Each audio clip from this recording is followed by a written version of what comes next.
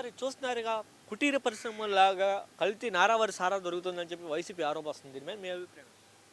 నారావారి సారనే, దానిలో డౌట్ ఏం అక్కర్లేదు.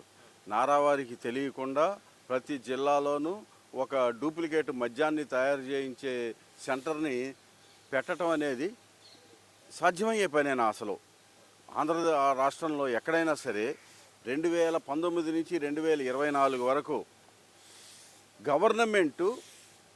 గవర్నమెంట్ అఫీషియల్స్ సహకారంతో కరెక్ట్గా పొద్దున్న 10 గంటల నుంచి సాయంత్రం 5 గంటల వరకు అని టైం పెట్టుకొని అమ్మి క్యూఆర్ కోడ్ని స్కాన్ చేసి టైం ప్రకారం సిస్టమేటిక్గా అమ్మి ఒక్క కేసు అంటే ఒక్క కేసు కూడా దీని వలన చచ్చిపోయారని కానీ, కల్తీ మద్యం వలన ఆరోగ్యం పాడైపోయిందని కానీ, లేకపోతే మద్యం తాగి యాక్సిడెంటల్ చేసి చచ్చిపోయారనే కేసు 5 సంవత్సరాల్లో ఒక్క కేసు కూడా నమోదవ్వలేదు అని అంటే అది వైఎస్ఆర్సీపీకి ఉన్నటువంటి ఘనత.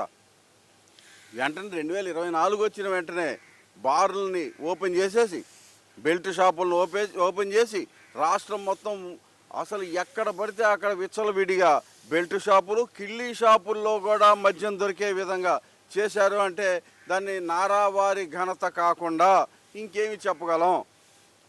దాని ద్వారా వచ్చిన ఆదాయమే ఆదాయం అని చెప్పి వాళ్ళ జేబులు నింపుకోవటానికి, ఆస్తులు నింపుకోవటానికి, ఏ రకంగా అయినా సరే, ఏ రకంగా జనాలు ఆరోగ్యం పాడైపోయినా, రాష్ట్రంలో ఏ రకమైనటువంటి సౌకర్యాలు లేకపోయినా మాకు ఆదాయం ముఖ్యమే కావాలి, ఆదాయం ఒకటే కావాలి, మా జేబులు నిండాలి.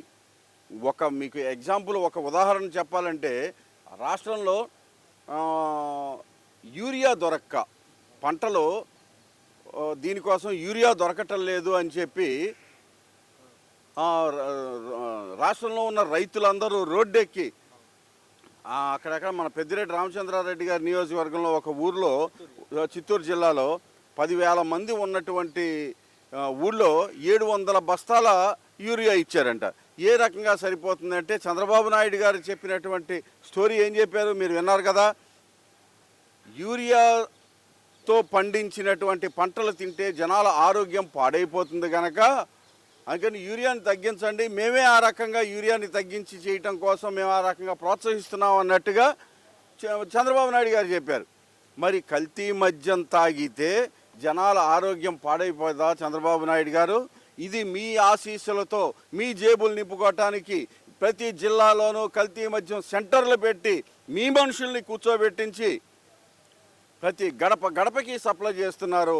ఆంధ్రదేశంలో దొరికేటువంటి ప్రతి 3 బాటిల్స్లోనూ ఒక బాటిల్ కల్తీ మద్యం బాటిల్ ఉంది అని అంటే ఇది నారావారి గణితే కదా. గతంలో లేని దాన్ని ఇవాళ తీసుకొచ్చి ఇవాళ ప్రతి ఇంట్లోనూ కల్తీ మద్యం తాగి పాడైపోయి, ఆరోగ్యం పాడైపోయి, కుటుంబాలు నాశనం అయిపోయేటువంటి పరిస్థితి ఇవాళ దాపరించింది అని అంటే ఇది నారావారి ఘనతే కదా. ఇది మీ జేబులు నింపుకోవటానికి చేసినటువంటి వ్యవహారమే కదా. మీ మనుషులు మీ అండతో చేసినటువంటి ఘనతే కదా. దాన్ని కాదని ఏ రకంగా చెప్పగలరు? ఇది నారావారి సారా, నారావారి ఘనత మాత్రమే ఇది, ఇంకొకటి ఏది కాదు.